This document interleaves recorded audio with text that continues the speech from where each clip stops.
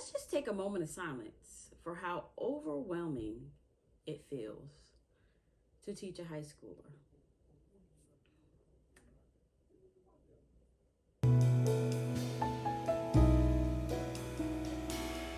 Hey mamas, welcome back to my channel, Ladles and Lilies, and today we are talking all about grade 8 and grade 9 curriculum choices, what the year is going to look like, and all those good things. So if you're not doing anything, I would advise you to grab a cup of tea and come along with me. Yes, I'm still stirring mine. And from the get-go of the video, I am just going to apologize already for the noise that you might hear in this video, because it is after school hours and all the kids are coming home from school. And my kids are playing too. For my 8th and 9th grader, they are currently enrolled in one homeschool group. Together during the week, they go with me to my 5th graders homeschool group. They are allowed to come along, so they do schoolwork just without me as I'm with my 5th grader for that day. In their other group, they're taking their arts.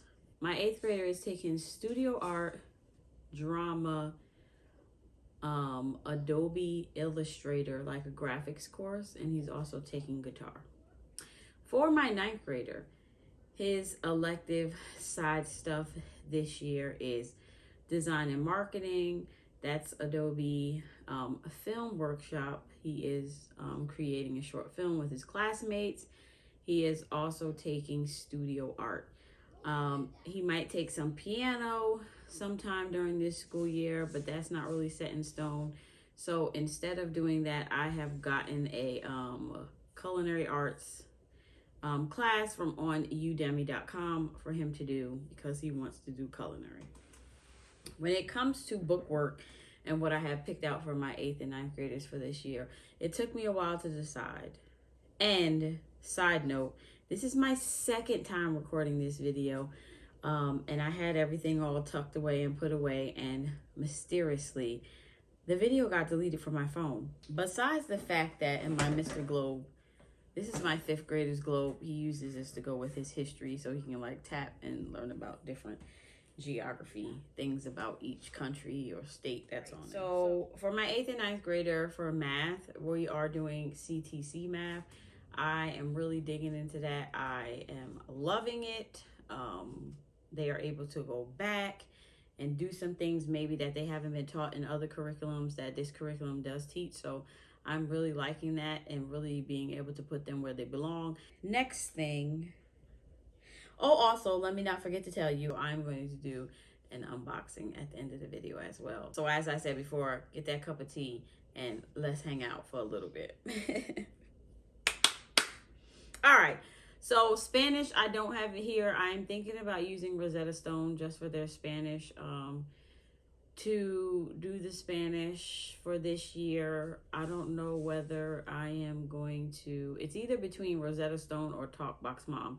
So I'm still deciding on that. I really don't know what I want to choose, but I know it's going to be one of those. So for logic and thinking and all of that good stuff, I got the Fallacy Detective, and I also got the Thinking Toolbox. These will be in our morning time during the spring. So I got these in my haul.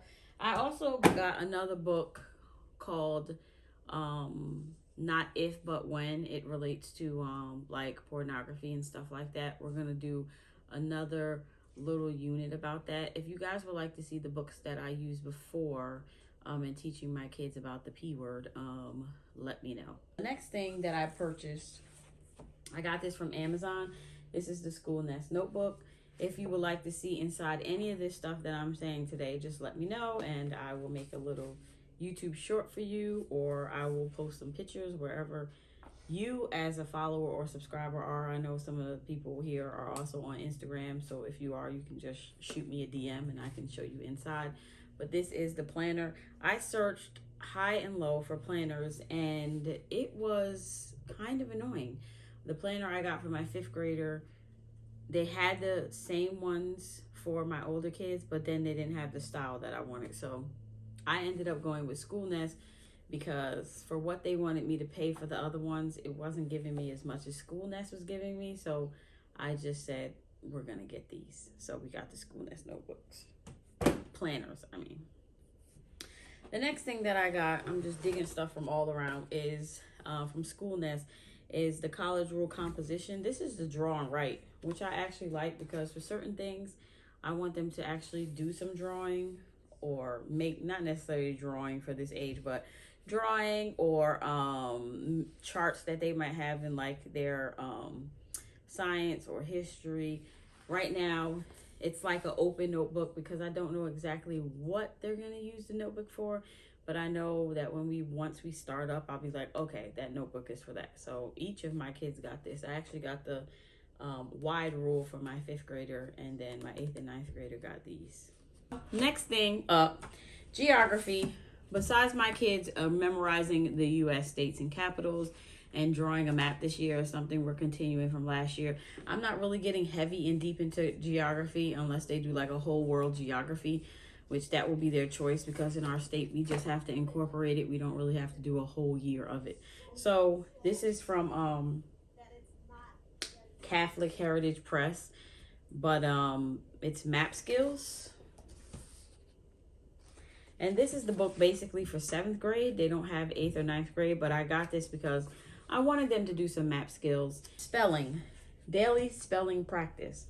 This is something you saw in my recent videos. We are presently on like day 35, and it's going good. It gives you little tips and tricks to work with your spelling, and also going over your spelling sounds, and the teacher reviews and you review more. And it also comes with a set of memory words. You have to memorize 35 words, like separate or plagiarism, where these words tend to not have any rule that is attached to them in the spelling language.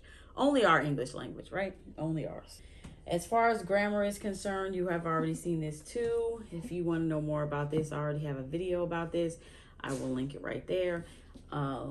So yeah, we are going through this. We are currently on about lesson 13 for the year. So it is going well. This is something that we sit and do together as far as our morning time. So we do grammar together, we do that spelling together, and we also do our writing together. And when I say together, it's more so like whatever I'm teaching them, that's what we get done that day. And then for the next week, they are on their own as far as completing the work, and then I check, and then we restart the process again. So writing, we are still on 1B, which my sons did not really like IEW. So we are finishing this. I don't know whether we're going on to level 2, because as they get into older classes, they're gonna get the writing experience. But I might get something as a complement to the curriculum so we could still work on writing. We will finish this, and then, you know, I will give you the update to let you know as far as where we are going with writing for the rest of our school year. We are using Apologia's Exploring Creation with Health and Nutrition. They are going to be using this for as long as time allows. However long we take to get through it, they will complete the whole thing. But this is basically going to tag along with their health, besides like some books that I want them to read on just, you know, the life of a man, and, you know, being a man and the responsibilities that he has to take on one day in his life. So that is what their health will look like. So when it comes to literature or reading or anything like that, I have picked for my 8th grader to do Christian Light Education, and it's reading 8. This is the teacher's book, and it comes with this textbook, Where Roads Diverge, or Diverge. I'm probably messing that up. But yeah, this is the text that comes with it that they read along with it. And then, as you know, or don't know, they have 5 units that go with it. And in each of these units, there are 15 lessons, 2 quizzes, and 1 test. This is only meant to last half of the school year if you're doing it like every day. So after that, my 8th grader will pick out like stories from Memorial Press that he wants to read, like The Hobbit, or, you know, the Smith family, or whatever he would like to read after that. I made this choice after seeing my 5th graders reading for Christian Light Education, and I was like, wow, this is nice. This, as far as 8th grade level, it has a lot more work to it. Even after he finishes this, if I feel like I want to do another literature study guide, we will do it. If not, he's done, and he will start his 9th grade literature. So on that note, my 9th grader, I ended up going with Not Grass History because after looking at it, I was very, very, very satisfied with what it had. So he is doing the Not Grass Exploring America, which comes with the first book. It has a second book, and it has American Voices. I was very happy that not only are you getting stories and speeches and hymns, but they also, in this curriculum, there's also more mention of just African American people in particular, which is why I chose it. For me, I was really stressing trying to say, oh, I need to mix Black history and American history and all of that stuff. And I'm like, I had to stop myself and say, no, I'm not doing that. So my goal for him is for him to take a separate African American course and let this be this. It also came with an exam book, quiz and exam book, a guide for parents, and student review. And I believe the student review is actually optional when it comes to this, because with Not Grass, you have projects, you have Bible verses to memorize, and you also have literature to read. Now, the literature that came with this is The Narrative Life of Frederick Douglass, which he has already read, and he did literature analysis on it. The Scarlet Letter, Coach, if I'm saying that right. In His Steps, this is the Bible. Miracle in the Hills, The Giver, The Narrative Life of Davy Crockett, Humor, Stories, and Sketches, Mark Twain, To Kill a Mockingbird. Now, I really want to read this one because I chose to read A Raisin in the Sun, I believe, in school versus reading To Kill a Mockingbird. Like, we didn't read all of them, so yeah. But I want to read this along with him. Mama's Bank Account, Up from Slavery. I also want to read this with him because I have not read it, so I want to read that. And Uncle Tom's Cabin. This is a maybe for me. I might read this, I might not.